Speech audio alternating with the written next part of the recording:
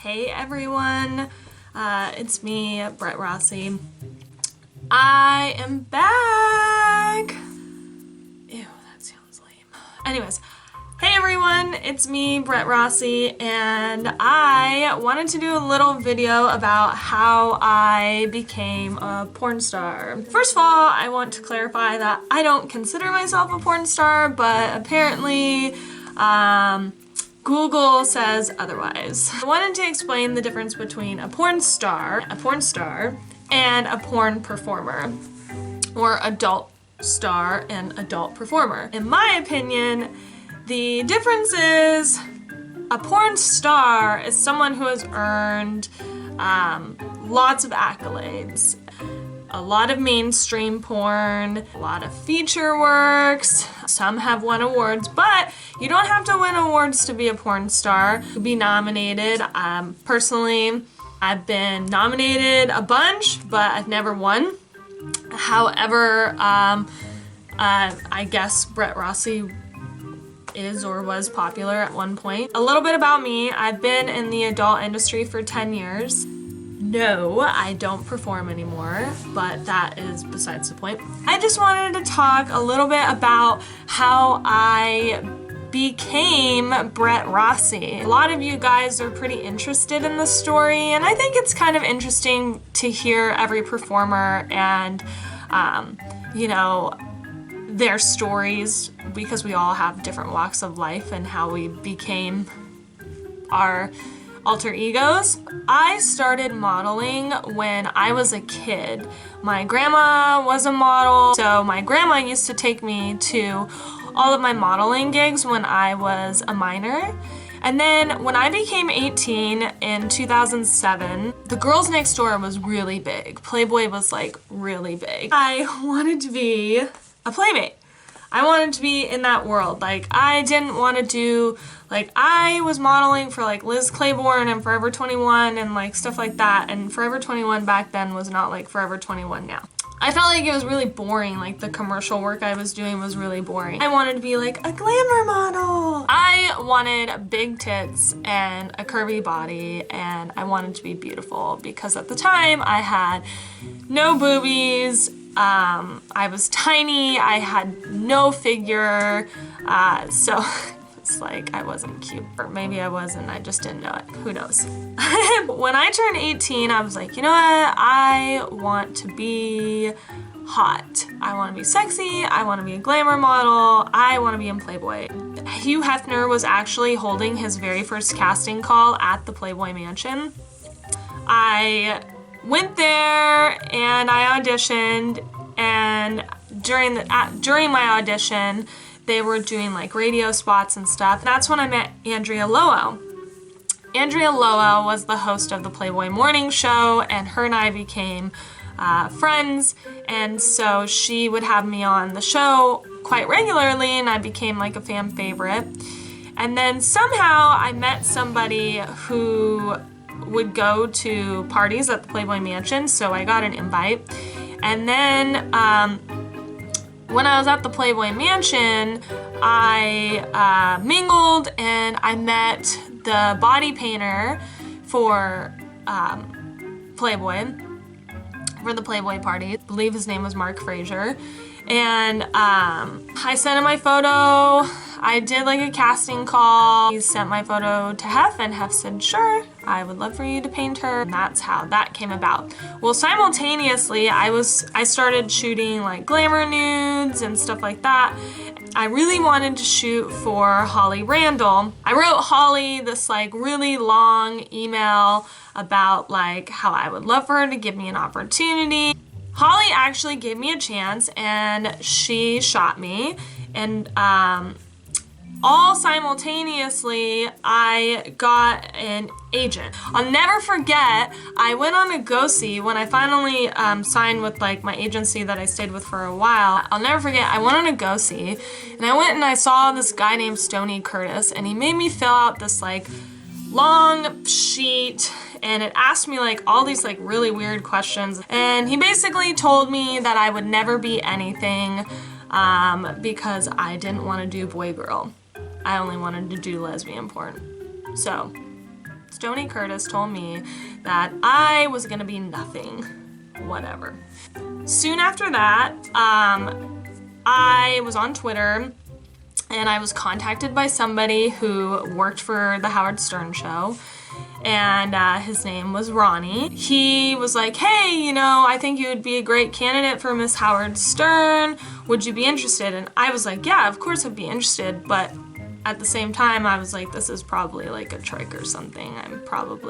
There's no way this dude works for, for Howard Stern. And he ended up contacting me with the show producers, and we did a Skype interview, and so it started to feel more real. And then I flew out to New York and I actually did the show, and I became Miss Howard Stern, and I hosted the Howard 100 series. And after that, things went crazy. Like, all of a sudden, magazines were picking up photo shoots that I was doing, and I became like an internationally published glamour model, and I was on a bunch of men's magazines. And then Penthouse decided to make me a Penthouse pet, which was totally cool and definitely unexpected. Then around the same time, Twisties made me Twisties Treat of the Month for November of 2012, 2011, I don't even know, 2010, I don't even know, it was a long time ago. And then Playboy made me a Playboy Cyber Girl, so that was really cool. Things started to like fall progressively and happen like really fast. So I kind of just like fell into porn because I was just trying to like be in Playboy and be a glamour model and just look beautiful and feel sexy and confident. And then I like fell into porn. After I started doing like solo work, I heard some girls over talking that were girl only performers, and they were talking about how much money they were making, and so I was like, I like chicks. I could probably do this. So I started doing girl work, and my girl work progressed, and I was very busy because you have to remember, at this time in the adult business, like, there was still money to be had. There was no like making your own content. There was, but like it was very amateur. Like, amateur wasn't a thing at the time. Webcamming was starting to blow up, and so there's a lot of money in webcamming at that time. And there was a lot of money in just doing girl work. Like, it was possible. You could make a living doing girl work. So then I got contracted by Twisties, which was super awesome and like one of the best experiences. They flew me to Australia, they flew me to Portugal, we went to Hawaii, we went to Canada, so it was really fun. Did a lot of shoots, and some of my most beautiful pictures came from Twisties. Well, after Twisties, I was supposed to become the next Digital Playground contract girl. So that was like the whole deal. Like, I was gonna transition my Twisties contract to be the new DP girl. They decided that they were gonna restructure Digital Playground. They offered me a Brazzers contract. And at the time, Brazzers wasn't what Brazzers is today.